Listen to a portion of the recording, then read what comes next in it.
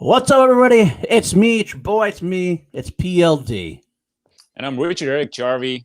Welcome to Class Action, the classiest movie show on the interwebs. You're welcome. Yes, it is. You see, I wore a tie so I can, be more classy on here. You're welcome. Thank you. I didn't, steal your line. Thank you. Every time I reopen, I just want to say the short thing. We're just supposed to introduce us as Class Action. And yet, every single time, I want to say my name and say welcome to Class Action. Which is my line. Which leaves Jarvie nothing to say. So he's begging me, he's cajoling me. He's like, please, PLD, do not say my line. So I finally did it. Thank you. We did it, but you kind of ruined it again by over-explaining it. Maybe I did, but that's part of I got to do something to screw you up a little bit because I got to keep you on your toes. That's true. But you got to tell us now, what do we do on Class Action? What do we do on Class Action? See what he's doing here, folks? He's like, stop, get off, stop. This is looking awkward. We got to get on to the next subject. All right, fine. What do we do at Class Action? Well, Class Action, usually we do every week. We will take two options. Option A, option B. Could be movies, could be franchises, could be actors, could be directors. We've done so recently. Anything we really want to do as far as long as it involves a movie, generally. We put them up against each other at 5 custom-made categories. And put them up against each other to battle to the death and see which one is truly victorious. I gotta find a better way to say that too, because I feel like we had the whole law thing going on, class action law, things like that, and yet I'm talking about like cage fighting, and like I gotta find out a better law equivalent. We're always usually good at that. You're better at than I am, actually, surprisingly. But, did you just say that I'm better at something surprisingly? Did I? Maybe I did. This is a good start. I'm a little punch drunk, I gotta admit, guys. This has been an early morning. Damn it, Garber, you're my fucking hero. Awesome. We're here to talk about some great movies, man. Let me tell you. We are, but this is a very special episode because we're actually bringing on a guest who is on for the entire show that we're doing, a movie versus movie episode. We've never done that before. That's true. We have done a couple of live episodes. They are more of the ranking variety, and we've had some guests that came on and stayed on for the whole show. But usually we've had guests that kind of pop on during like segments and kind of give their talks and everything else. But this time we decided we're going to have someone on for the whole episode minus the intro section.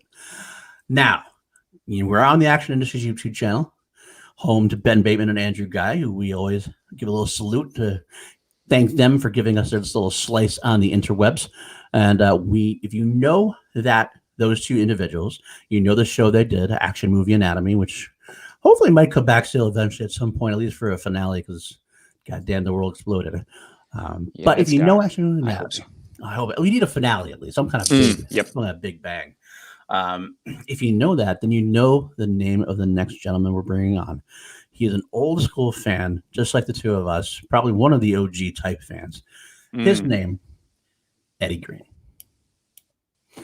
Bring me up. Do it right now or I'll fucking kill you. and I wanted to say it that way because everyone does it I'll fucking kill you.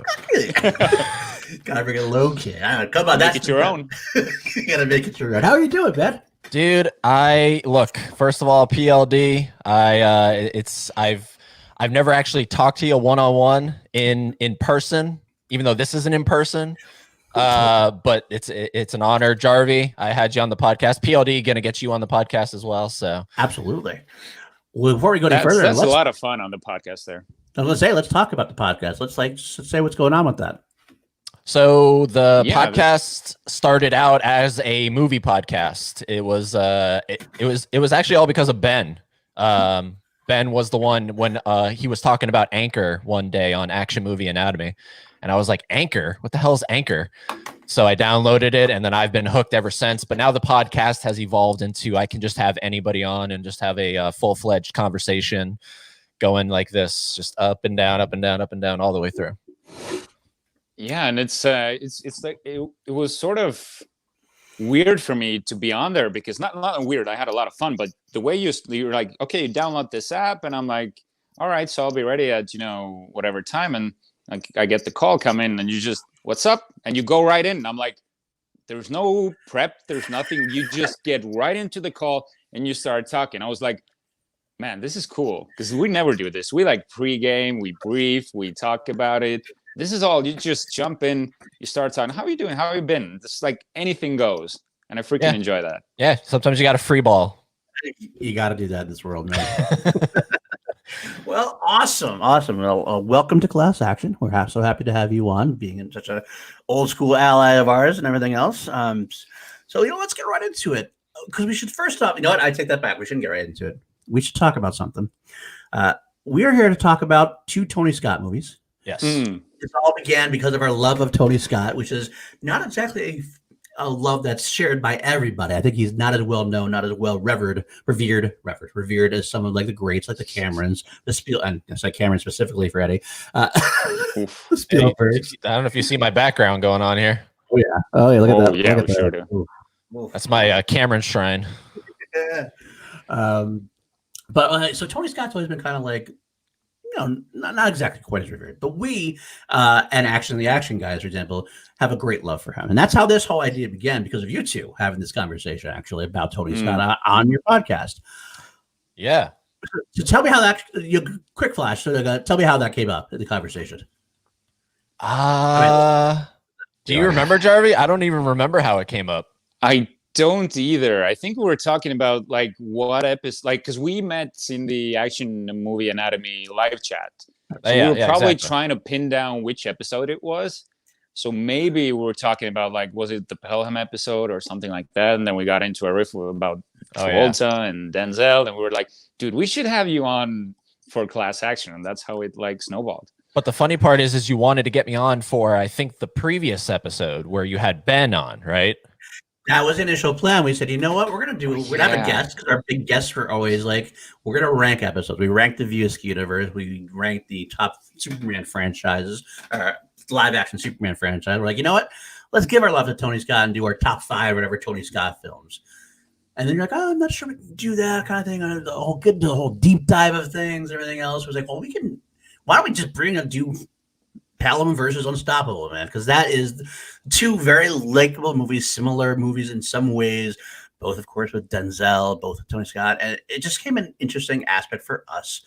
But then after we had that decided, Trevor and I kept going back and forth. We're like, you know what, though? I still like the idea. Why don't we just do 2 episodes on Tony Scott? Because why not? Because we love him so much. And then, of course, because of certain connections we have and friendly conversations we have, we're like, why don't we just bring Bateman on for the Tony Scott episode? And I got to tell you, he was so excited about that. I told him about the idea, and he was like, I am there. Tell me when and where. He was so excited. He dropped everything. He dropped everything to be there. He literally did. And in fact, we're going to watch that little segment now, because I can watch it live now instead of in the background. Sunday night, we went live and did this whole episode. And let me get this on the screen. I'm going to show this now. Ben was having a drink. He had a good time. It was very fun for everybody. And then this segment happened, and I got to talk through it real quick. But here, before without any further ado, let's just watch this segment and see what happens. And I'm older than you guys. I was in the 80s, so I saw a lot of these movies when they came out. I saw Top Gun. I did see Crimson Tide, but I was never much at that point looking for directors. I just watched the movies. I didn't really put them all together. And then in the 2000s, I actually missed a lot of films. What a pro! Look at his reaction. Child, born, and look right here, right here. There's like red wine everywhere. In 2010, and actually, I think Look at it his was face, Action man. Movie Anatomy where I Look at me. I'm like, I started watching some of these. Look at him. He's like, talking about Tony Scott, and that's when it all put love it all you, Ben. together. Love you, man. And I realized that this director. I gotta say, the funniest part about it for me is I'm watching. Oh, look at that! I'm such a professional. It just happens. And then going through my mind for some reason, I'm like, do I acknowledge this? Do I not acknowledge it? No, I don't know. I'm like, I don't want to embarrass him. But did everybody hear it like I did? I couldn't tell. But then he kind of calls himself out. I'm like, okay, well, that's funny. But, Bateman, that's for you, because I know you're going to watch back. I had to embarrass you just a little bit more, because that's what we do. We love embarrassing our friends, right? Oh man, absolutely. I think that's a great segue into maybe do one of the games first, and let's embarrass ourselves, Paul. Yes, indeed. We play a bunch of games. We have our 5 custom-made categories, but there's a couple of games we always like playing on the show. And the first one is the one that Jarvie indulges me in quite a bit. I love Ed Harris, my favorite actor of all time. Of course, with this guest, it's great to say that the reason why I got into Ed Harris in the first place was The Abyss and his role in The Abyss. That's what sucked me into Ed Harris. Oh yeah. We always like to say that Ed Harris makes every movie he's in better. He never mails in a performance. He doesn't like. He always can enhance a good movie or make salvageable a bad movie. So what we do is we try to throw him into these movies that we're talking about some way, whether that means recasting a role or whether that means rewriting a role for him. And usually, by the way, Jarvie never prepares. I'm going to call him out on it right now. He knows I will. And he always comes back and still ends up with a better choice than I ever got. So I'm prepped today, so I'll probably lose. That's what's going to be. So without further ado, let's go right into what pitcher I'm going to choose. I'll use the Rock pitcher today because that's one of my favorites. Go. What does Ed Harris play? This is more of an action movie anyway. So what does Ed Harris play for you in, we'll say, Taking of Pelham 1, 2, 3 first? And being our guest, Eddie, why don't you tell us what you came up with? All right. So I guess since Jarvie prepared, I'm going to fill the spot of having not prepared. Love it. So I actually have the cast list pulled up in front of me here just because I want to make sure that I get it right. And I think the only logical choice, right? Because you can't replace Travolta, right? Mm-hmm. He's irreplaceable. Denzel, you can't replace Denzel. I think the only potential replacement is the mayor. The Gandolfini role. The Gandolfini role. I like that choice. I do like that choice. You can play it very well, I think. Oh, wow. Now, why I chose that, I don't know. Maybe it's because that's the oldest character in the film, potentially, and it just makes sense in my head. But I can't see him because I love John Turturro a little too much. You know what? I'll split it now. That's what I did. That's what I did too. That's what you did? Yeah.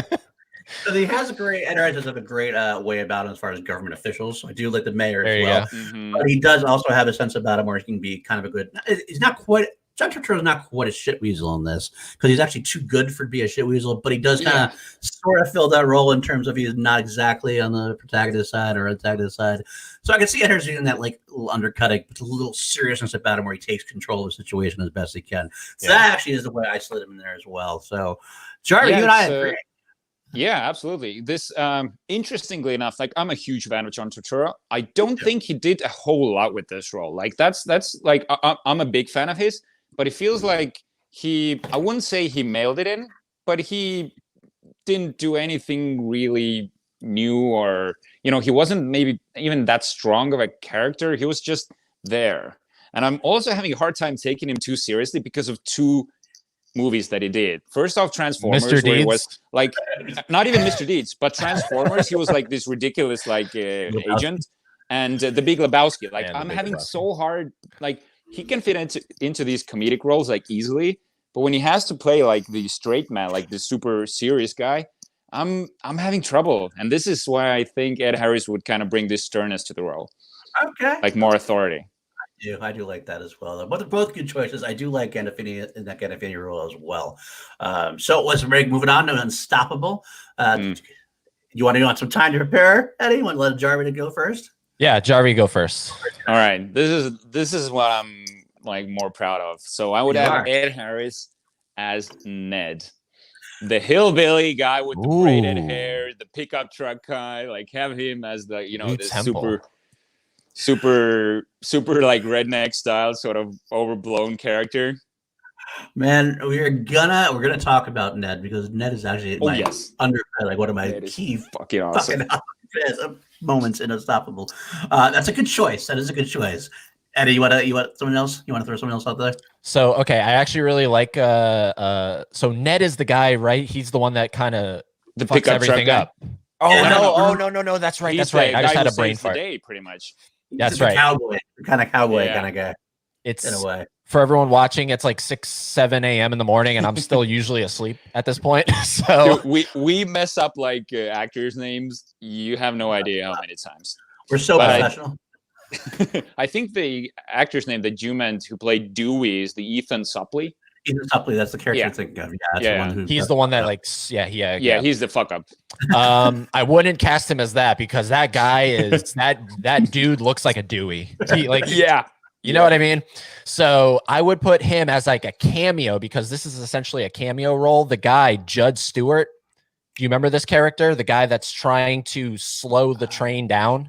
Oh, Chad yes. Stewart. As they're trying to do that rescue mission or whatever with the guy hanging from the helicopter. Yeah, Right. I would have Ed Harris as the guy because he just keeps looking back, and then eventually it crashes and he dies, and then I think that's it. Always a good death. Always a good death for Ed Harris. I found out I'm doing a podcast on Eventually Ed Harris. He's died in so many movies. Like I got a list here. Surprisingly amount. He's almost Sean Bean level, if that makes sense. But, Yes. Yeah. All right. I almost wish he said like it's been the greatest honor of my life to serve with the MTA and then die. The Rock. We always reference The Rock of this this podcast. Okay, you know what I'm going to have him as? I'm going to throw women in there as Galvin, the Kevin Dunn role, the boss. Okay, yeah. Talks to Rosario Dawson because when he gets mad and he gets pissed off, he's going to give it to you. But he's got some like underlying sense of like he's got some good at him and he's trying to do the right thing here and there, but he sometimes has to go a little bit on the greedy corporate side, everything else. I think he played that side, both sides very well. So that is our Ed Harris of the week. And interesting. Let us know in the chat which you like best. Which one? Who's victorious here? Yeah, and Eddie, go ahead. Sorry. Oh, no, I was just gonna say interesting that he wasn't replacing one of the main characters. Yes, for either one of you guys. Do that. I have found that we tend not to do that because it's usually Ed Harris at his greatest in a supporting role, generally speaking. For sure. So it seems to be he's one that enhances things. So that's how it usually works for me anyway. Although there's times where I wouldn't mind giving him a whirl and seeing what he would do in some kind of leading role. I mean, he definitely could pull off the Travolta role in Pelham 1, 2, 3. It'd be much different. It'd be a totally different character. Yeah. But he could do it, I think. But that's neither here nor there. He would probably make money for the fallen heroes of some war to get their wives compensated. You know what I mean? Yeah, former general General Hummel is legitimately brought up, I think, more than any other character in the history of film in this podcast. We should actually go back and count how many times we've referenced General Hummel and just have a counter and see how many times we've done it. It might break records, actually. So this is random, but a little off topic. Do you think of Ed Harris in the Truman Show as like a villain? I know it's so random; it has nothing to do with this episode. No. I love it. It's actually good. It's actually good talk. We go on tangents all the time too. We're good at it. He is not as villainous as. No, I don't think I think of him as a villain per se. He's got a lot of love in him for Truman. He really does. He's very much a father figure. Is he a little soulless? That soulless isn't the wrong word. He doesn't make great choices overall. Where he's trying to like drown him. Right. There's a moment that he does that. Part of that I will say was like a father tried to give him tough love. Yeah. Even though it's not the best way to do it, but I think his intentions were good there. Kind of. If that makes sense. He's not trying to kill him. He really wants to make him stronger and make him but that's what it is for me. I don't know. What about you, Jarvis? What do you think? I gotta be honest, I haven't watched that movie in a while and I can't even remember the drowning scene. Really? Oh, that's great scene. You should watch it again. But he wasn't the guy who's with him, the best friend, not that guy. No, Ed Harris is Christoph. He's the guy who created the show. He's watching from above. Okay. All right. The whole thing. And I gotta rewatch that. Oh yeah, he's got some great moments, a great sequence on there when he starts orchestrating the day, the sun rising, and he gets all emotional. It's so powerful watching, man. It's such a powerful moment. I think that's my definitive Ed Harris role is Truman Show. That is for a lot of people. Definitely. I've always talked about Ed Harris. That's one I get brought up to a lot. The action side, we tend to talk about General Hummel, but a lot of people will tell me about Christoph, and I love it too. So it's a good one. That's a future show, I think, with Jarvie. We're going to do like top 5 Ed Harris roles. Yeah, sure. I'm in. Oh, I love it. We're all in. Jake Yakoveta in the chat's out. My boy Jake, he told me in private he actually likes Ed Harris, but just loves giving me shit about it. So whenever I mention Ed Harris, he's like, I'm out. I'm done. But all right, man, let's move on to the next part of our show. Moving right along here as we are. Richard R. Jarvie, this is always your great. You love explaining the public defender, our next segment. So why don't you break it down for us? Absolutely. The next segment, the public defender. This is where we come up with an off-the-cuff list. Now, why do we call it the public defender? It's because in movies, usually the public defender is portrayed as this overworked, underpaid. He's super stressed out and he comes to court sometimes underprepared and has to make things up on the go. So this is what me and Paul are doing to ourselves. We're going to be the public defenders in this situation. And Eddie Green has prepared a top 5 or a top 6 list for us that we have never heard before. And we will just go and try to think of stuff on the spot. I got to call us out. We always call it a top 5. It ends up always being a top 6. Yep. The top 5 we want to do 3 and 3. We do 3 and 3, but it sounds like top 5 just seems like the normal thing to say. You know, it's like top 5. You don't hear top 6. You're top 5. You're top 10, and that's all you hear. But you go top 6. So without further ado, Eddie, what did you come up with for us? So top 6. So when you ran that by me, because I was like, just really quickly, what is the public defender again? I've watched this show so many times, but I feel like that's the moment where I'm always either running to the bathroom or I'm refilling my glass and not dropping it. And so I was just like, I just need a quick refresher on it. So you filled me in on it. And so I was thinking, all right, how do you tie these in and find something pretty unique? Because obviously you don't want to just be like, I guess like your top 6 train movies. I mean, that's too easy, I think. Or like train designs. It's like, how do you even, I can't even think of 6 train designs. Right. So I went with the top 6, if you can think of 6, everyman performances, because that's something that is similar between the two of these films, right? You have Denzel as essentially the everyman. Yes, that's true. Okay. I feel like there's an easy one to start off with. Go ahead. There's like the all-timer Die Hard, McClane. McClane is the everyman. That's actually very. I almost said Will McClane. I don't know why. Will McClane's the general in the Action Army. I know. I was like Will, no, John McClane.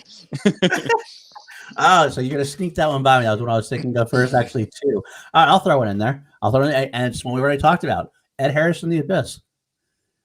Okay. He's a scientist, is he not? No, he's an oil rigger. He's an oil rigger that works on an underground water, say like an underground ocean. They drill oil and stuff on the ocean floor.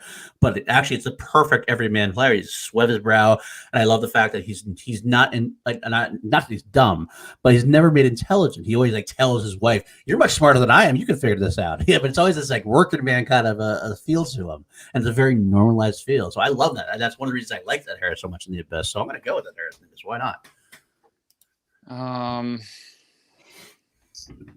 Fuck it, it's your show. That's true. I'm having trouble with the next one.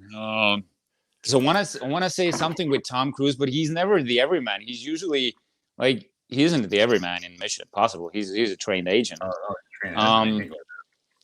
Okay, well, in a way, he's all right. So I would go with Nicolas Cage in The Rock. He's a trained scientist, sure, but he's not. No, he's an agent. Damn it, that doesn't count. Okay.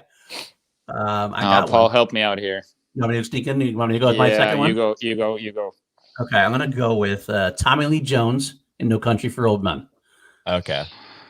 The sheriff role, it's like he's an old school, because an older, grizzled sheriff who's like seen the last of his days. He's well out of his element in this one. He can't quite see what's going on. I mean, he can see it, but it's a little much too much for him in a way. But he still does a really good job of it. And his whole part at the end with his wife is about to retire. He's the coffee, he's just sitting with the newspaper, but he's really like likable in a way that Tommy Lee Jones usually isn't.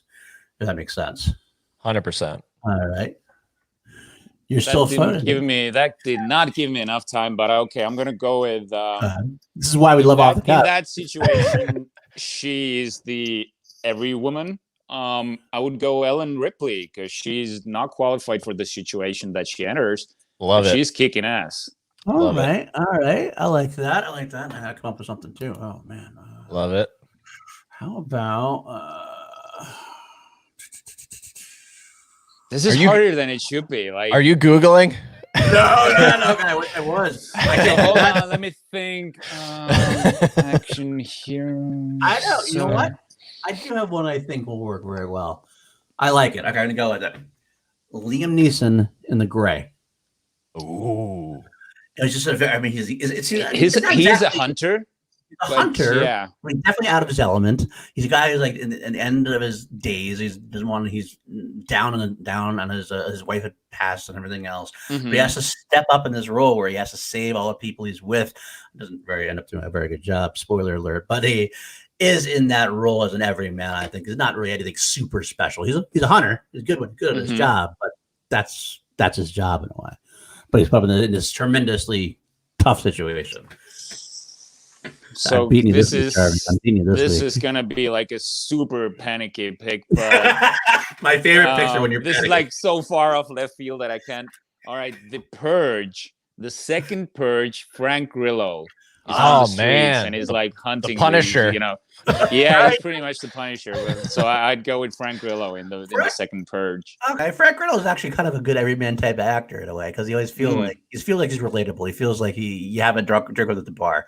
No matter what the role is. Even in Captain America, I feel even though he's an agent of S.H.I.E.L.D., he still feels like he's kind of a relatable guy. And I think, okay, those are actually not too bad choices, Joey, for being so far off the cuff.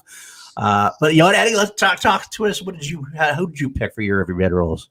So I have for an every man, because I actually liked the way Jarvie went with switching it up with the every woman as well. So if I have to pick, because I don't have a top 6 or a top 3, I think the definitive every man is Brody in Jaws. Oh yeah. I just think that's the diehard for me. You know what I mean? Like you don't get more every man than that. And then by the end of that movie, he's like a superhero to me. And then for the every woman, you got to go Terminator. You got to go Sarah Connor. And I love that you had mentioned Ellen.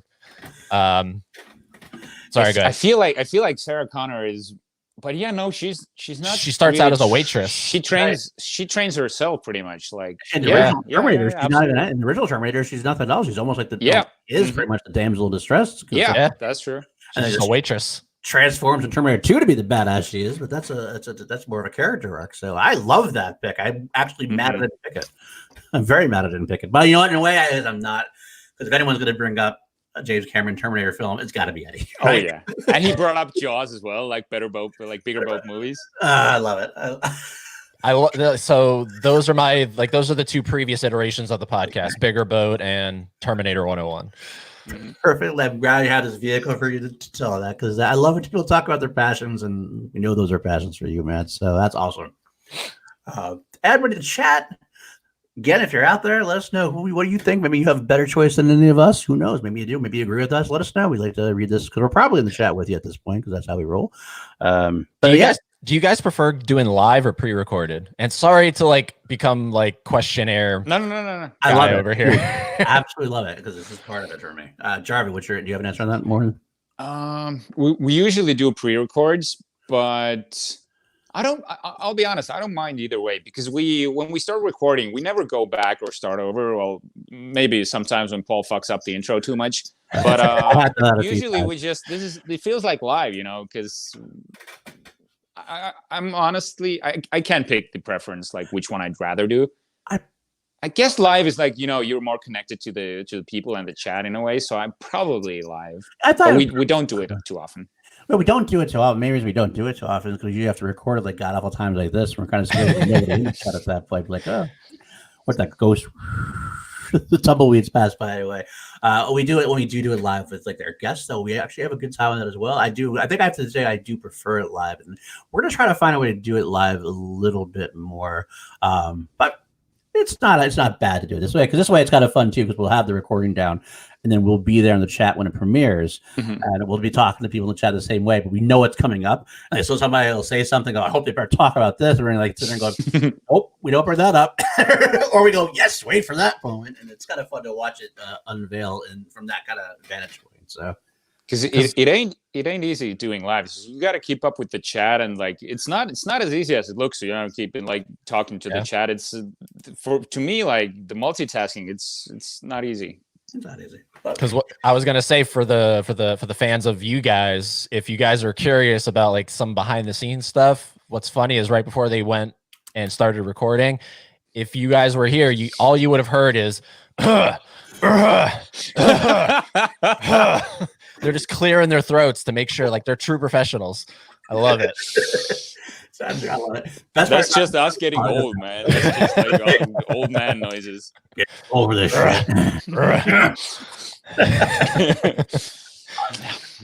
All right, let's move into what I call the meat and potatoes of the show. Well, actually, one question for you. We do have our 5 categories I'm going to explain, but before we do that, our newer segment on the show is something we call Snap Judgment, where we're going to take a look. We took a look at our 5 categories. We know what they are. Some of us, me included this time especially, I don't know what my answers are going to be yet still. I'm going to talk through it. We're going to figure it out together live on air. Well, we're just talking about live. We're not really live, but you know what I'm saying. Live discussion, we'll figure out what's going on. But we're going to figure out right now what we think is going to be the winner of the match. Is it going to be taking a Pelham 1, 2, 3, or is it going to be unstoppable? Do you guys have a snap judgment prepared? Or not prepared, but I mean, do you have a snap judgment ready to go? I'm taking Pelham. Taking Pelham. Okay. Yep. Now, forgive me for this. This just means I think what's going to win. Exactly. I think, well, because I'm incredibly biased towards Pelham. Okay, you think Pelham also? Okay. So, my snap judgment actually also is taking a Pelham 1, 2, 3. So that's going to be nice. Because I got to be honest, since for those of you who haven't watched the show very often, this is a newer category, but it's quite often one of the reasons we decided to do this category is we will usually have these snap judgments and we're completely wrong. Last week we did Nolan versus Villeneuve as directors, and Jarvie thought Nolan. Jarvie said Villeneuve, but I said Nolan, and Villeneuve ended up winning like 10-1. It was like a slaughter. That was crazy. Whatever it was, 9-1, whatever. It was a slaughter. 9-1. Like, wow. Yeah, because there's 5 categories, there's 2 of us, so that makes not. I was told there'd be no math. But either way, I thought it was that way, and it didn't end up being that way at all. That happens a lot. Like we totally confuse ourselves with the categories, and it changes everything around because custom-made categories can be made, and you start going into like, well, there's some things that sometimes movies are better than the sum of their parts, but when you break them down, it can change the value of things we found. That's what happened with Tron Legacy and Tron Legacy, Ready Player One. Ready Player One. Yeah, we both are big Ready Player One fans. Spielberg. We like Tron Legacy a lot, but we both thought Ready Player One was the one because it's more rewatchable to us. We broke it down. Tron Legacy won, and it was like, wow, almost impressive. every category. Almost every category. We're like, wow, and there are close calls, but that's what happens. It's how it all shakes out. So let's see how this works. Let's see how this works. Let's give you all the categories, and then we'll break them down individually. The first one we got, how could you not do this in this film? Better Denzel. You got Taking Pelham 1, 2, 3 Denzel. You got Garber, and of course on Unstoppable, you have Frank Barnes. So those are our best thing. Did you look that up just now? I did look up Unstoppable. I knew Garber. I knew Garber as from Pelham. That's the one I do. The other one I'm kind of like. I should be honest with you, for Denzel especially, and I almost feel like there's almost an insult, so I don't want to say it. But every time I see a Denzel, it doesn't matter what his name is. It's Denzel. It's always Denzel. Because he gives that great, especially in the later on in his career, like his action star years. It's always Denzel being, to a degree, Denzel. It's a different version of Denzel a little bit, but it's always still that charisma, that the way he speaks and everything else. So, because that's the category number 1. Our category number 2, better fist bump moments. Blatant steal from Action Movie Anatomy. Absolutely. We're calling out. We're on their podcast, so we got to at least say, I don't know, we should say it's an homage. It's an homage.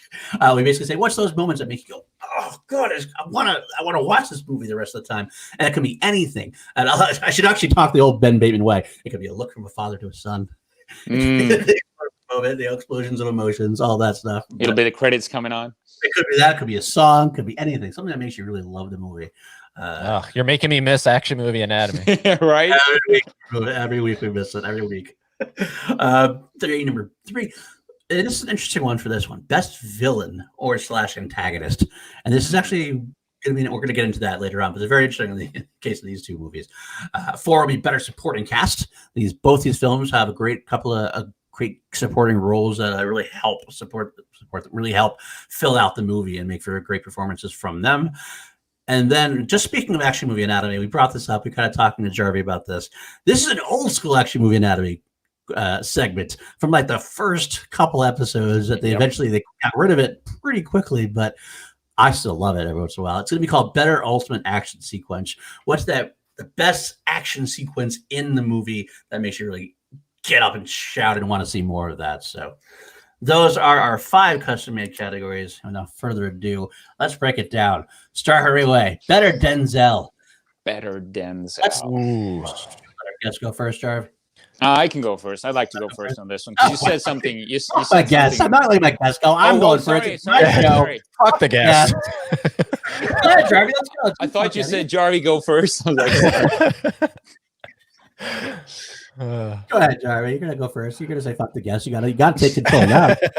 All right. So the reason why I wanted to start first, because you said something very interesting. That's exactly my reasoning for this one. Because Denzel in Unstoppable, he's Denzel. He's very much Denzel. He has way more swagger. He's more confident. In Pelham, Denzel puts more into the character work. He has a stutter. He's not as confident. His look is amazing. He's got these these horn glasses and this tweed jacket. Something he usually doesn't. Well, he always wears oversized suits and shirts, which is also freaking awesome. You have a fetish for that. Let me tell you, have a fetish for that. You brought that up with the Tony Scott movies with Bateman, like I think 3 or 4 times. His oversized shirts. He's like, do pay attention to that. His suits are always oversized. It's crazy. He's like, but that's also like his trademark now. Okay. But yeah, in Unstoppable, he's definitely the smartest guy in the room. In Pelham, he's still working out the situation, and I feel like I'm giving this to Pelham just because he plays a character. In Unstoppable, he's Denzel, which I love. But if I'm basing this on character work, I feel like he did way more in Pelham, and it goes down to the admittance part where he's talking about the bribe. Like, all right, I took it. And it's like tears running down. This is like the emotion part of the movie, and he has those emotional beats in Unstoppable, but I feel like in Pelham he truly drove it home with that one. What do you got, Eddie? No, I just really quickly want to comment on Jarvis' comment of the stutter, because I think he might have, if you were to do a top 5 stutter list in movies, that would be a really hard one to figure out, but it might go to Denzel because he has the ultimate, which is, I think the scene is they're trying to get the money down to the subway, and literally Denzel just keeps going, we can. Yeah, he does. He literally says "we can" for like 5 times straight. And it's so good. It's so it's just so natural. Like it never felt forced to me at all. And for some reason it's just stuck in my head. We can. But I have to give it to Pelham as well. Because it's that back and forth of him and Travolta. I think that works a whole lot better versus him and Chris Pine in the train. There's a lot of sarcasm going on between the two of them, just like a lot of butting heads. But I think it's just between Denzel and Travolta, Travolta brings out the best in Denzel. Plus, like you said, Jarvie, it's just there is a little bit of a un-Denzel-ness to Garber. So that's what I really dig about it. All right. I like that. I like both those choices. And actually, I'm feeling very similarly. I do think Garber is like what Eddie Green brought up initially before was the. I always feel like I have to say your full name. I don't know why. Eddie Green? Yeah, me too. Yeah, I do the same thing. Eddie Green. It just rolls off the tongue that way. I just noticed that myself. I'm like, when Eddie Green. Why am I saying this? Yeah. But what Eddie Green brings up before, as far as the best everyman performance, I agree that it was that as well, because he is the best everyman performance in Taking a Pelham 1, 2, 3.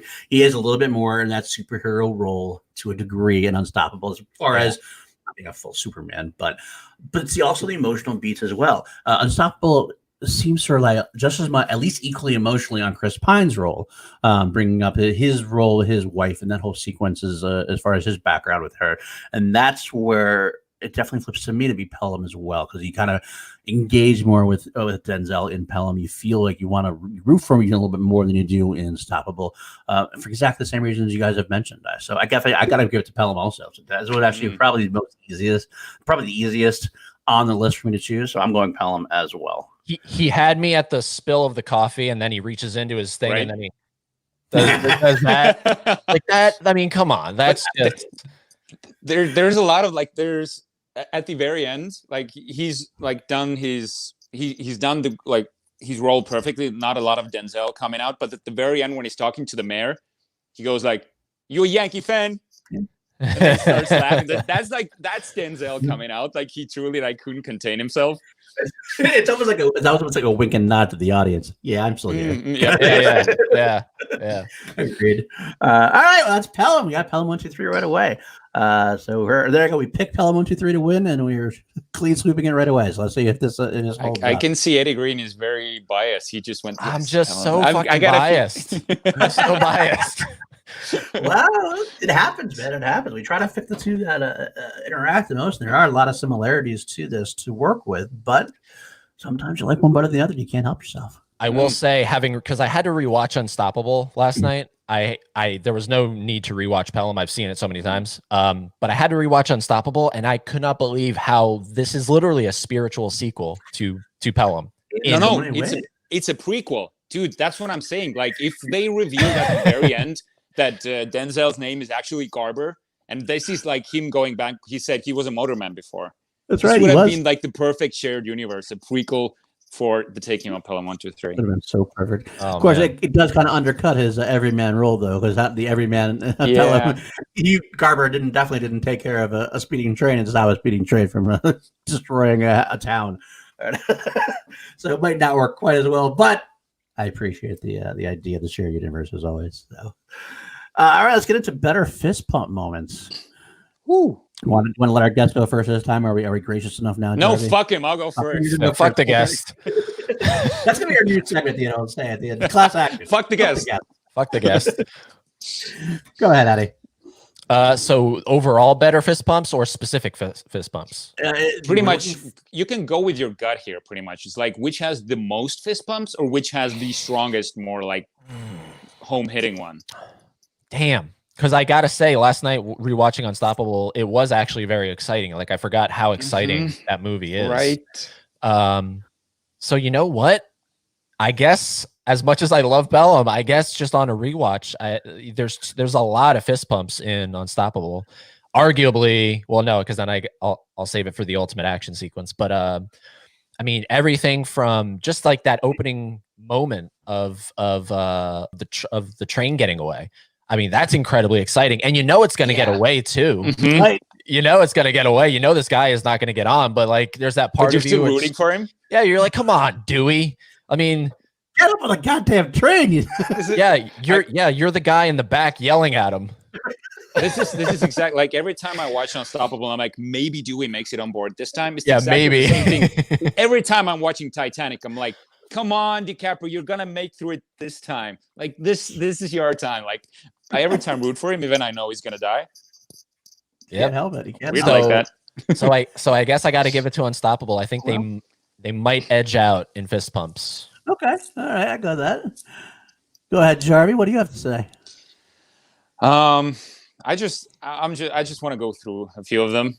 Good. Go right ahead. First off, Ryder, he's like a walking fist pump throughout the movie. He's like his speech when he's talking about when the kid when the guy can't take a piss off the train. Yes. And Ryder says how he learned to take a dump in prison. Right. And he's talking about the dog, and he's like, the dog is like on a sled and he pulls his hind legs up and he's taking a shit. And every time I had to take a shit, you know what helps me? Thinking about this dog. And he's like, did the dog took a shit? Did the shit hit you? Shit always hits you, man. Shit always hits you. And another thing that Denzel says that is like equally fist bump worthy is when they're talking about marriage. And it's something like Ryder goes, well, that's love, right? No, that's marriage. That's another thing. He's like, damn. Yeah, man. But then there's Unstoppable, and I think I gotta agree with you. There's like the moment Ned shows up and he's like he's at the diner and he's late, and he's like, you can always count on him being late, and it just floors it on his pickup truck, and the song comes on like, because I'm a country boy. It just goes, like, you know exactly the type of character this is. Like, there's no shame in it. It's like full on make him the redneck guy. Is it just me, or do you guys also wish this movie was rated R? Oh yes, I do. That's one of the things about Unstoppable. I wish they could have committed a little bit more to certain things. They had to cut down for PG-13 sake or whatever, but yeah, that's definitely it. Because this is where my twisted macabre mind goes. That like that moment where the part where the whatever it is carrying those horses ends up on the train, like on the track. In my mind, if I was the director, if I was the writer, I would have had that train, as screwed up as this sounds, plow through Oh, those fucking horses. you said plow through. Two horses, one train. No. Oh Wow. man, this took a dark turn. Yeah, man. Get behind it. I want to see this happen now. Kill the horse. Oh, Just have like a horse head land like I'm telling you, like it would have upset so many people, but You're right. You're absolutely fuck right. it. Fuck Yeah. Make those kind of calls. You gotta upset the people to make a good movie sometimes. Yeah, I mean that just would have made that train that much more villainous. That's true. That's very true. We're gonna get to number 3 already, but we'll stop that. But okay. all right. I'll give you one last one. Why it's Unstoppable? The biggest fist bump in Unstoppable is I have a thing for moments like there is something special about like seeing the estranged husband redeeming himself with heroics that the wife can see on TV. I know it's like super cheesy and it's like a very guilty pleasure thing, but it's such a heroic moment, and it reminds me of Armageddon where Will Patton goes to his wife's like, I can't remember what she says, like that's just a delivery man. It's like, okay, there's something big coming up. And then they see him later on TV. It's like, mommy, it's a delivery guy. He's no delivery guy. That's your dad. It's like, oh, yes. I love that movie too. You're right. I totally think the same way about that. That's an awesome recall on that. Oh wow. Oh man, so fist pumps now. Fist pumps for me. I'm looking into. I'm trying to think whether Pelham 123 has some that are better than Unstoppable, because I agree that Unstoppable has so many good ones that they're not exactly the fast paced ones that do it. It's the slow ones like you're bringing up when you're yelling at Ethan Suppley's character. You're doing it on the fucking train. When Ned just misses, like he gets to the car, they can't quite fit it. Every time it's those near misses, and you're just every time like you can't stop it because Denzel's got to be the one to stop it, right? You got this is not going to go anyway. That Denzel's not going to be the hero at the end of the story, but you keep hoping.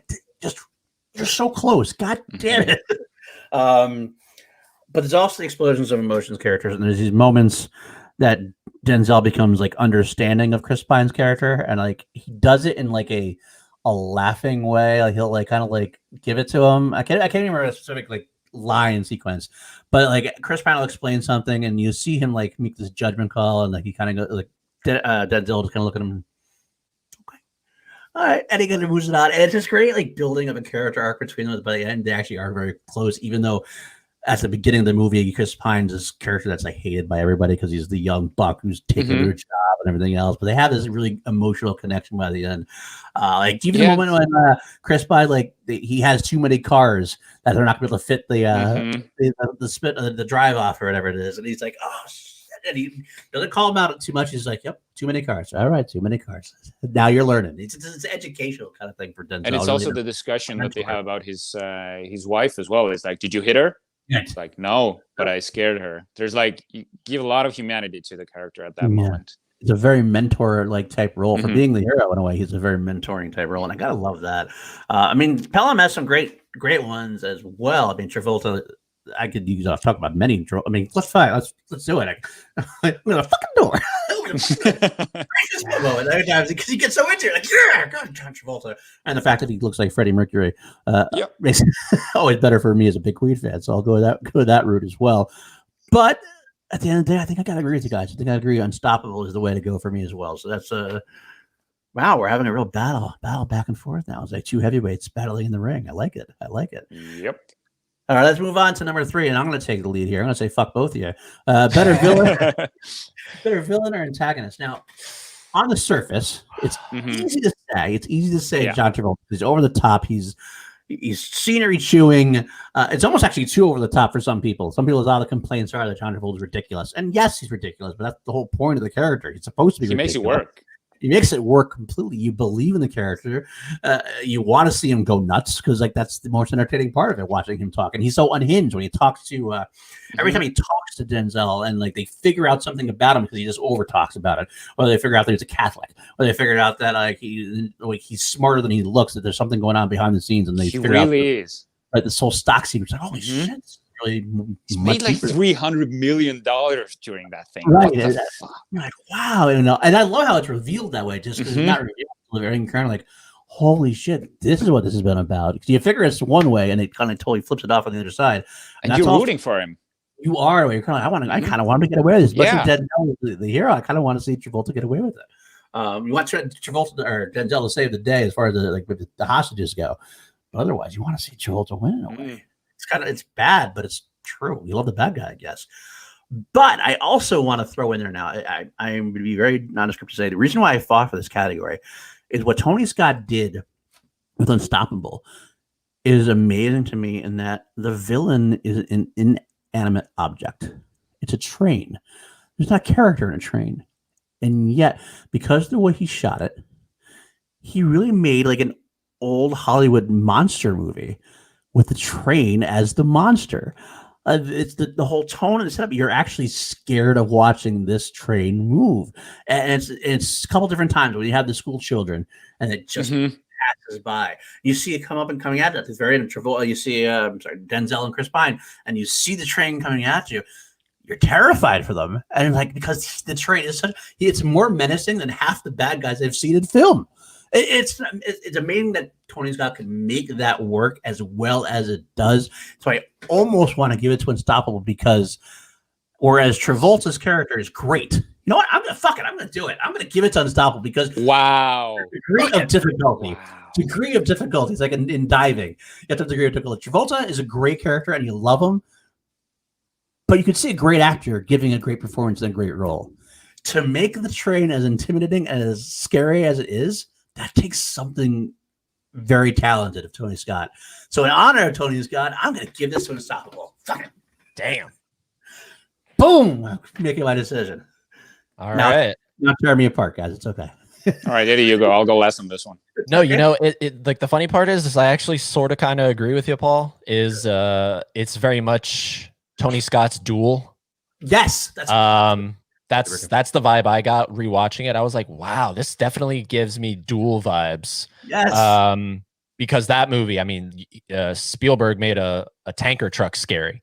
Right. And the only difference, obviously, that had a person in it. So it did have that kind of, human force driving it. But the thing about the train is I always remember the trailer for Unstoppable. And there's that moment where that little girl is just on the other side of the tracks. And I think in the trailer, it's super quiet.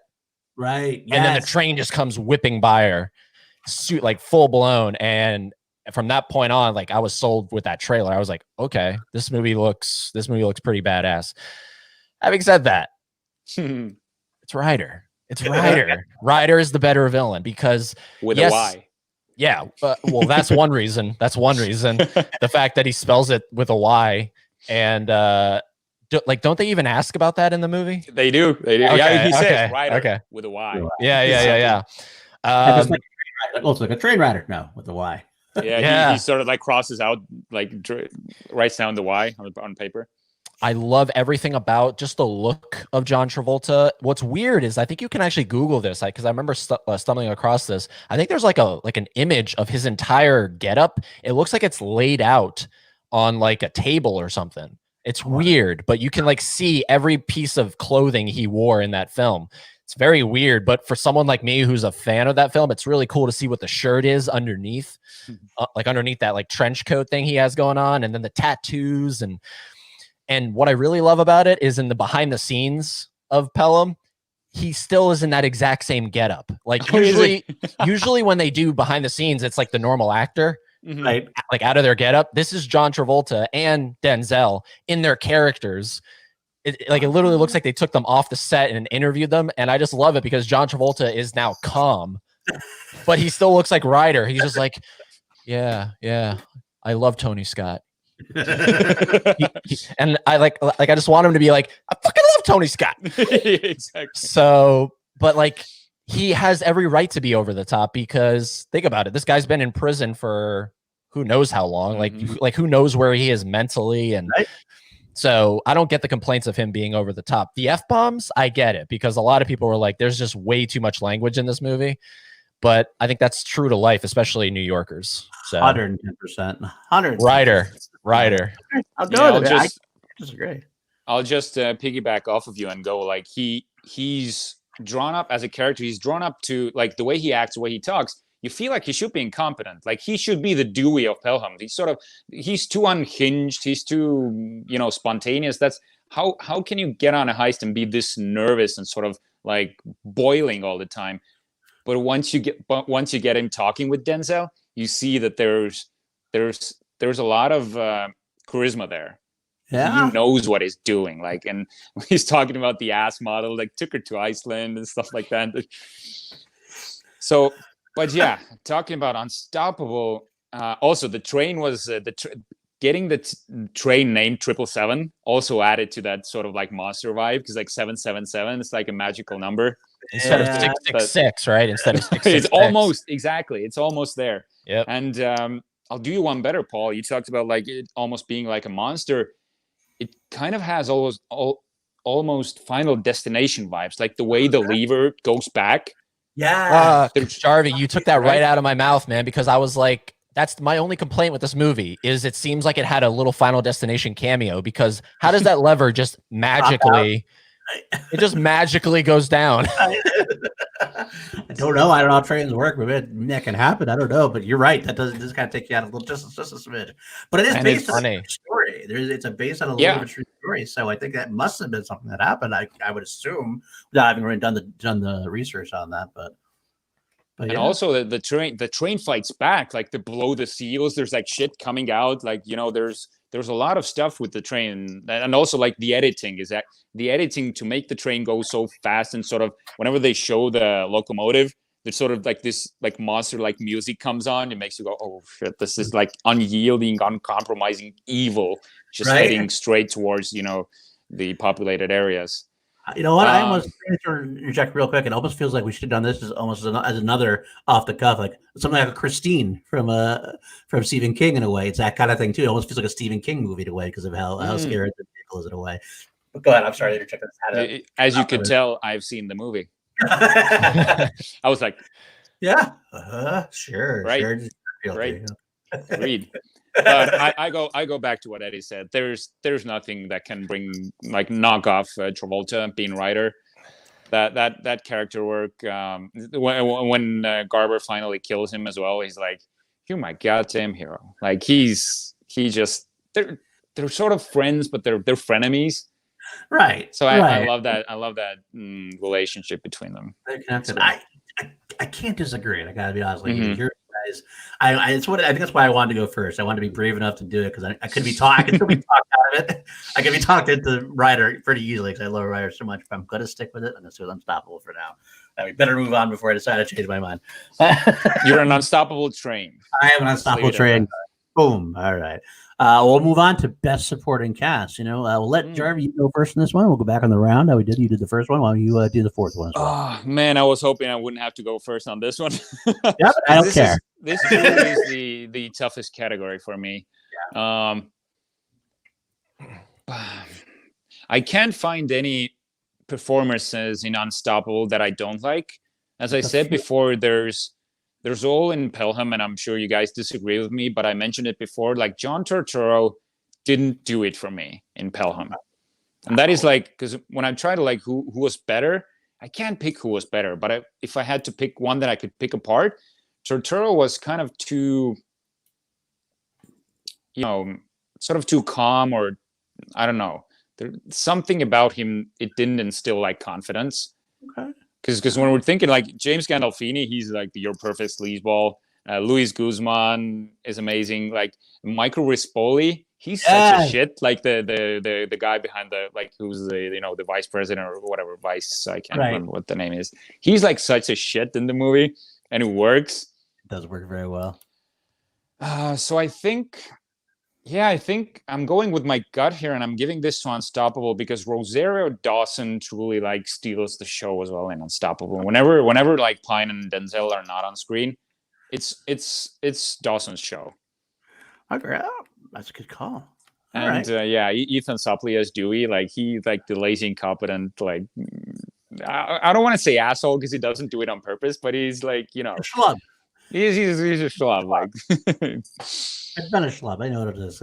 we know our own subject. And we got to talk about Pine as well. I feel like it's Denzel's movie, and it is Denzel and Pine, but we can't talk about Pine in any of the other categories. So I gotta talk about Pine here, and he, like, this is his role right after Star Trek, and I do. He doesn't do much with the role, but he's like the more everyman kind of an action hero in Unstoppable than Denzel is for sure. And how he gets like beat up and still goes after. All right, we'll get to the action sequence. I'm not going to spoil mine right now. Yeah, this is going to Unstoppable. Unstoppable with Chris Pine. Okay, all right, let's go with that. All right, Eddie. I'm giving it to Pelham. I think it's because you have an issue, Jarvie. You have an issue with Turturro. Yeah, about him. On the flip side, I have zero issues with Turturro because I love the moment where he Ryder kills the one guy, the first guy, right? Where because he's Turturro comes in and says, "Okay, Garber, you can go home now. I got this under control." And then Ryder realizes, "Where the fuck's Garber? That's who I want to talk to. I don't want to talk to you." And he kills the guy, and I love how they go get him. But as they're going to get him, John Turturro is like, "We're going to get him right now for you, Mr. Ryder. Why did you do that, Mr. Ryder?" Like, I like just like those little moments where he's like, "What? Like, why? Like, why did you do that?" Like, just something about that. But then you got Gandolfini, rest in peace, as you know, as the mayor who's like, "Why didn't we send the helicopter?" And like everyone in the room is just like, yeah, why didn't we? Just like those moments. And then of course I don't know, to me it is the fact that it's Travolta and Denzel, but it is supporting cast as well. You have who plays the guy that gets shot in who's Luis Guzman. Yes, there you go. Love that guy. Like I love every single one of the hijackers. I think as small as they might be, they're intimidating, you know, like when they hijack the train for the first time, it's just every single one of those guys I'm intimidated by, you know? So I totally understand why everyone on that train is intimidated by him. So I got to give it to them. Plus you have that incredible relationship between the passengers of the wife or the mother Girlfriend. the mother and the son and the Air Force guy. Yeah, that's a good moment. I love that little because they just keep looking at each other, and then of course it culminates in this is the only plan I have. One wicked moment that is, I mean, actually, if you actually stop and think about it, it's pretty. I mean, it's always been relevant, but that moment right there of Travolta and him and what Travolta does to him, I mean, you know, there's a lot going on in that scene. So I think the cast is a lot better in Pelham. More riveting. This was my hardest. Ned is unstoppable. Reason. That's just not. No, but I got to be honest. It's for the same reasons. I have a lot of different things to say about it. Unstoppable. I think Unstoppable has the better top supporting roles. Like you said, Chris Pine's hard to top. You can't top Chris Pine with anybody in Pelham, I think, as far as that character goes, his emotional arc. Rosario Dawson is phenomenal in that role as well, in her role. But she's always good. She always has that moment. Like any movie she's in, you can believe what she's doing. You kind of want her to be your girlfriend in a way because you're falling in love with her. Just as the every woman, even though you have no shot with her. Lou Temple. I love Lou Temple. And Ned in that role makes me just so committed into it. His gunslinger kind of role in a way. You root for him so bad, and you just even just right from the beginning. What? Yeah, I'm on my way. I'm in traffic. Yeah, gotta go. Kind of thing. You can always. She wants to talk to you, asshole. She wants to talk to you, asshole. So wild, and that's why I wanted. That's the reason I wanted it to be an R-rated movie because I wanted it to be even Oh man. Oh yeah. Oh yeah. But did you want him to be like, okay, no, never mind. That's too much. No, because he's hitting on the waitress, so it was like you want him being in the back room with her. Never mind, because he's hitting on her like. Jesus Christ! But going back to Pelham, I agree. I think you like the mother and the Air Force moment. I love the other moment in that. I hate it, but I love it. Is the computer sequence with the girlfriend and the guy they're on the thing, and the whole time she's like, "Just say you love me." Love me. I'm having a really weird fucking day, girl. Chill your bill. Yeah. My God, I can't talk to you right now. For Christ's sake, just let it go. But that trivia. What's that guy's name? Oh God, because doesn't Travolta hold him hot at gunpoint? He's like, "What's your name?" Oh man, I can't remember. I can't either. That's why I'm asking. Oh, It's a simple name too. It's like a really normal common, like a Bob Jeff or or George or Jeff or George. All right, now I gotta look it up. Okay. yeah, I gotta look it up as well. All right, 1 second. This is good TV right here. I'll say, well, I'll continue my thoughts while I'm looking. George, you're right. It's George. Oh, you looking up? It is George. It is Alex. Oh, that's right. Berlowski. Because I always thought Travolta said Geo. Yes. Yeah, he does. He does say Friend. Geo. His friends Geo? call him Geo. His friends Oh, call him okay. Geo. That's what it is. Okay. That's right. right. Yeah. Oh, perfect. All right. I knew it's supposed to stuck in the old subconscious. There's one character in Unstoppable that we didn't talk about who actually does a really good role. It's Kevin Corrigan. It's the expert who's in there with Rosario Dawson, who knows about the chemicals. Who's essentially John Turturro. Pretty much. But Turturro he's incompetent. He can't talk to Ryder. He gets a passenger killed. Well, I disagree. That guy almost saves the day in a way because he says you got to brake, got to ease in the brake and stuff like that. And Denzel does it. Even Denzel is like, I don't know if this is going to work, but he tries. It's like, all right, okay, this works. Yeah, for sure. He knows more. Like he knows that this stuff is the stuff that's used to make glue. Like he knows that shit. But like it's essentially the same role. Like if you were to compare, like who's the Turturro in Unstoppable? It has to be that guy because he just shows up and he he's even dressed similar to Turturro. There's so many similarities between these movies. In my opinion. I didn't think about it that way, but you're absolutely right. I got to give you that. And I'm gonna just hit back on you too, Jarvie, about Turturro and Pelham. I do like Turturro and Pelham 1, 2, 3. I think actually he has some great moments. There's like the moments where like Denzel asks him, he's like, he's like, I've done this before. Yeah, how many of them got out? Did he get out? They all got out. And like, what about the other guy? He had a bad day. Or something like that. Didn't end well for him. That's what it was. He didn't end well for him. And just matter of fact, because that's what he does. And he does, he does lose the passenger, but it's because he's a professional in this role. It's something he's done many times before. He's used to knowing he's going to lose some people. His job is I got to best like keep this collateral damage from happening. And once that happens, okay, this guy's serious. We got to go get. Your job is to read people and connect with them on a personal level. He approaches this on a purely professional, like he has a list, pretty much what he needs to do, and that fucks it up. He has to engage with the person. That's what Garber does with Ryder. That's what John Turturro should have done. He had all these notes, like Catholic, stuff like that. Get him talking.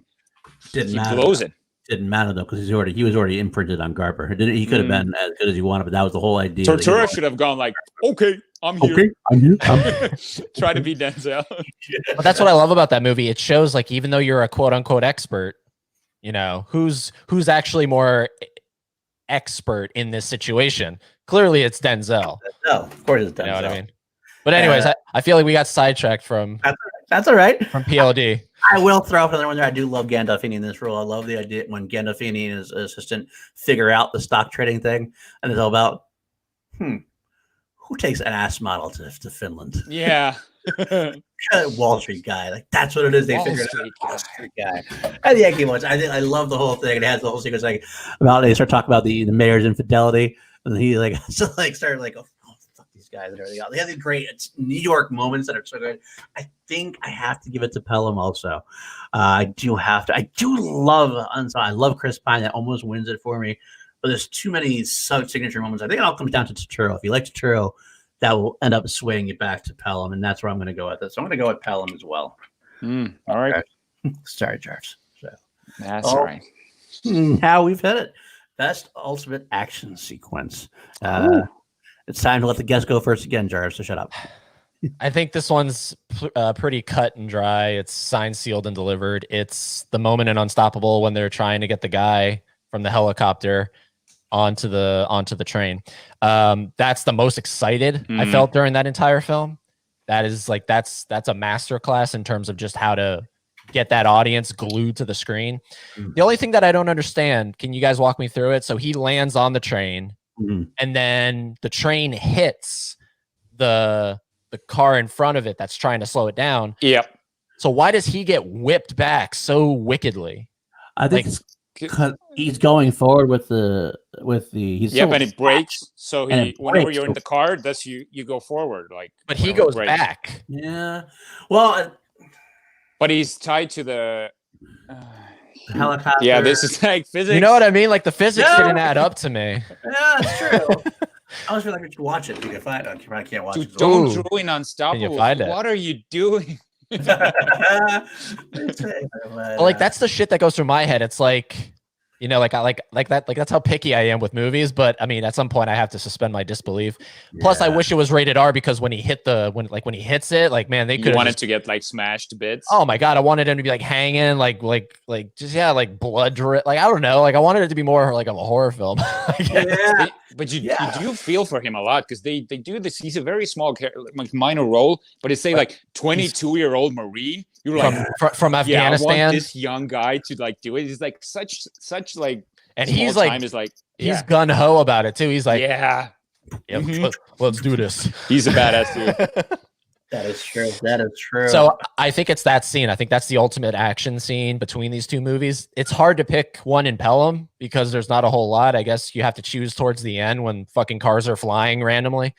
Yeah, it's the money run. I will jump right there. That's what I was going to say. Actually, this is the money run for me. There's something about the money run. Maybe because there's not a lot of action in the beginning of Pelham. Maybe that's part of it. Nope. What it is. Mm-hmm. All of a sudden, like Scott uses that moment to amp up, and all of a sudden, like it's this big, like almost rhythmic, like so, like it's built up to be this almost big thing. Where also all the music's playing, the cars are driving, they got music. The music is pumping, and you're like, you got to get this. They're running out of time, and all of a sudden, boom! The first car hits. They start flipping cars, and like guys are like, "Oh shit! Gotta get the motorcycle to grab the bag. Let's go!" They're trying to keep going. Like they have this. Like how does this work? How do you not have to be able to, with all the money and power you have, you can't find a better way? The helicopter, exactly the same type of thing. This all shouldn't have had to happen. It's no, like you're going down the Lord of the Rings Eagle route. Don't go there. It's about the journey. It's about the journey. It's why didn't we use the helicopter, Jim Gandolfini? Because we needed the big money chase chase sequence. That's what we need. We need the big action sequence. Yeah. That's the deleted scene. That's the deleted scene.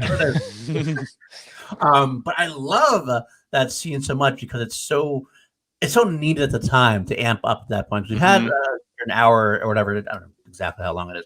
Before it's very much a personal Garber versus Ryder and the cat and mouse game. But then also this kind of takes it all out of their hands just for a little bit. But as far as which one's better, though, because I'm a huge fan of the helicopter sequence for exactly the same reason. You want to see, man, what am I going to give? But what's really cool is both of the scores are the same guy, Harry Gregson Williams. He's awesome. Yeah. He does a lot of work with Tony Scott. He's done a lot of work. What's awesome about him is he's not over the top. You don't really hear much about him, but he's very consistently good. And Tony Scott uses his score very well as well. That's the whole reason why Unstoppable has that horror vibe to it. Away, it's the music that actually adds to the big like thumping sound waves they use. But I have to choose between the two sequences there. Pelham is definitely more over the top with it, and but it fits that movie so well. But Unstoppable has it a little bit for me too. I think the helicopter sequence. Yeah. For me, I can't argue. Eddie brought it up perfectly well, despite the physics issues that I didn't even think of. Can someone explain that to me? Just someone, please help me. Yeah, Brandon. Brandon. Why Hanna, he goes back? Film physics. You know what? That's true. We should talk to Brandon Hanna. Brandon Hanna, now a producer for a little bit. Brandon Hanna, if you're out there watching, which you might be because he does watch us, I'm gonna have to contact. Go film physics, Unstoppable helicopter sequence. Let us know. Thank you. And I'll let you know if he comes back to us with it. So I'm gonna go with Unstoppable as well. So Jarvie, go ahead. Yes, sir. Pelham, of course, the money run. You pretty much said everything I wanted to say about that sequence, except for when they gear up, they like put the money in the car, like the motorbikes already. And one of the cops goes like, $10 million. Fuck me. And it's like, yeah, man, it's on. It's so on. So it's a no-brainer for you. No. I just wanted to say that this is like the Pelham one. I feel like I have nothing more to add because you talked about it quite extensively. But Unstoppable, actually, for me, the ultimate action sequence isn't the helicopter scene. It's at the very end where Ned shows back up with his truck.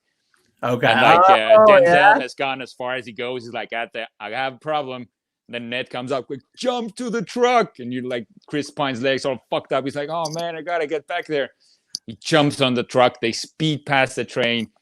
He gets to the locomotive. Like that whole sequence like Ned showing back up and you getting your injured Pine has to like go through and save the day, because you feel like this is like where they have to bank on Denzel to save the day, but they don't. They like truly they give the final like rescue moment to Chris Pine.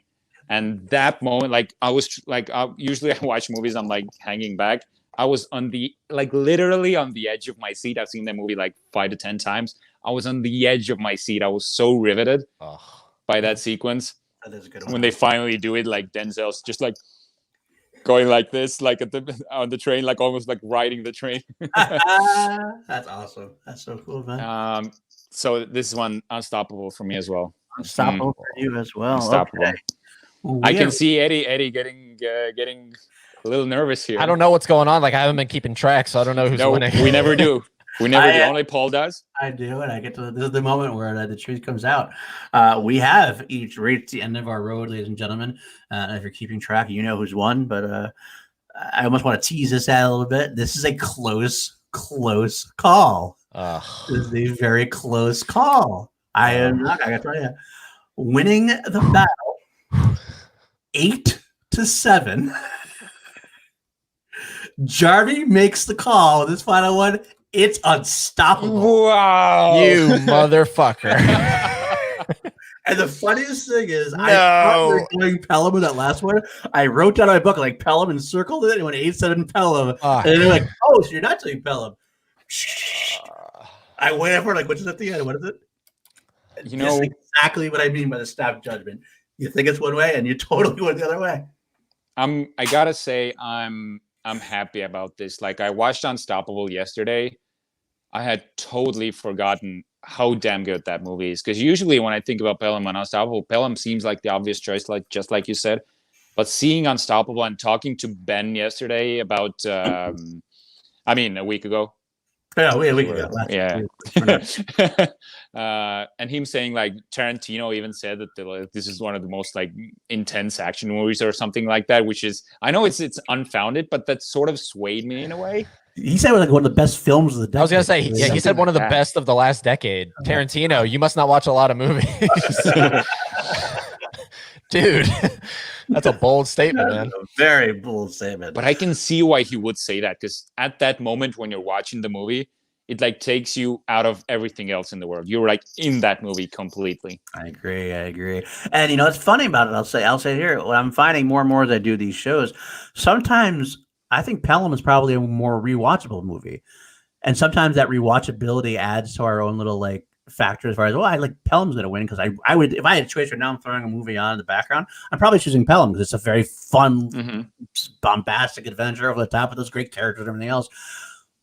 But sometimes that isn't quite enough. And when it comes down, you break it into the different categories. Like, well, yeah, Ensemble did this better. Ensemble actually probably did this better. But so that's what the best part about Snap Judgment is. We had these things in our mind. We had to get, and we went through it, and here we are. What I will say about Unstoppable is I love, because this is something that like it's just like something that I love to see, how dumb humans are. Like that movie is prime evidence of it. There's so many moments in there where humans literally look incredibly fucking dumb. You have Dewey trying to just getting out, letting it go. You have the helicopter sequence, which is amazing, but visually it's sort of like, wow, we are really trying here. We're like, this is like, we're really trying here. Like we're like gonna dangle a man to try to get him onto this thing, to try to stop it. He was like, we got to fix what we didn't do in Pelham. Use the chopper now. Yeah. And then the best part is when the train's passing and you have all those SWAT guys and they're like, all right, you have to look for that little red dot. Try to shoot that red dot. Fuck? And they're all shooting at it. They're like, we're just like, wow, we're a fuel gauge. Wow, we're dumb. We're fucking idiots. And then, but then the best part isn't like, cause like it cuts to a newscast of this guy talking about what they just did, and they're like, "Yeah, we had to do this, so some shots were fired." I think a lot of shots, not some shots, were fired. You didn't have to do that. You didn't. I don't have to try that. No, that was not have to do that. And then the newscaster's like, "And this little red switch is located right next to a fuel gauge." Oh. It's just, we're dumb, but that's what I love about that movie. It just shows the stupidity of humanity. We And are like every man to become every they- man in that film. they Yeah, totally throw we don't know- Dewey, the character who probably he's like a real life character, because at the end they show like Garber still working, like Pine or something. Oh yeah, Rosario Dawson takes the job of Kevin Dunn, and Dewey now works at a fast food industry or something. Like it's like they totally like that's kind of inappropriate, because like there's nothing wrong with working at a fast food restaurant, but they sort of like make it like like a Demotion an or insult whatever. in that movie. Yeah. That's actually got to get thrown in there right now. I'll throw it in there. I don't know that whole sequence at the beginning. Like it's so many things have to go wrong. Like the thing goes on, he puts in the auto brake, he gets off the train. It's like Dewey, you're compounding everything. God damn it, Dewey. But he is the everyman also of the film, just like all of us. We are dumb motherfuckers.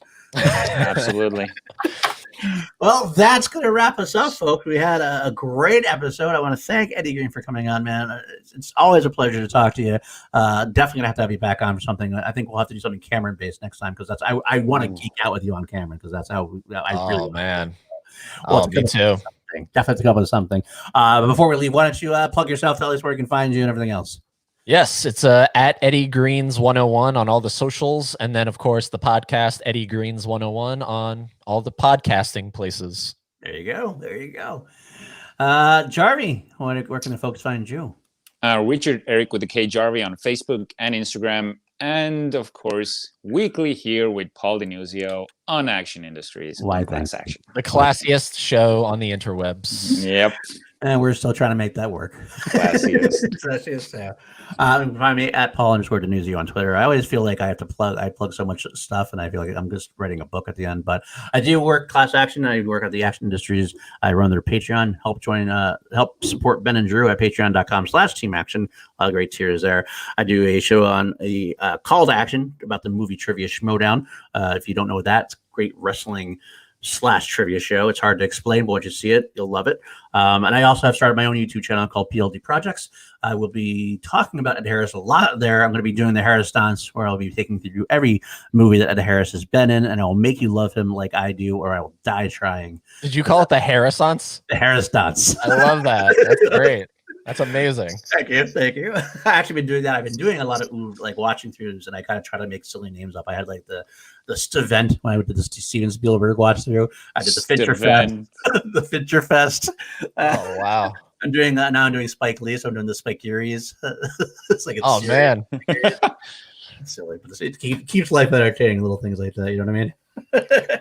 Look, guys, this was seriously like, I've been on a few guest spots, and this is one of the easiest ones. Like there was no pressure. It's just you're two great hosts. So thank you so much for having me on. Oh man, thank you saying that, because I love your podcast as well, and you make it sound so easy. So that's actually a very heartwarming to hear, man. So it really was. I had zero nerves about you being on this show, because I know like you can just riff and go with it, and I know how much you love Tony Scott movies. And now that we're done, I'll done jerking each other off. Thank you guys in the chat. We love you for coming in. Hit subscribe. Let us know what you want to see on this show. We are always looking for more topics to cover. But until then, we'll see you next week. We don't know what we're doing yet. We're still, because like I said before, we do have a little bit of time to discover that. But we'll let you know as soon as we know. But until then, I almost did it, Jerry. I'm not gonna say it. We're gonna do it. Until next time, the court is adjourned. We love you. We miss you, Tony Scott. All right. That's true. Have a good night, guys.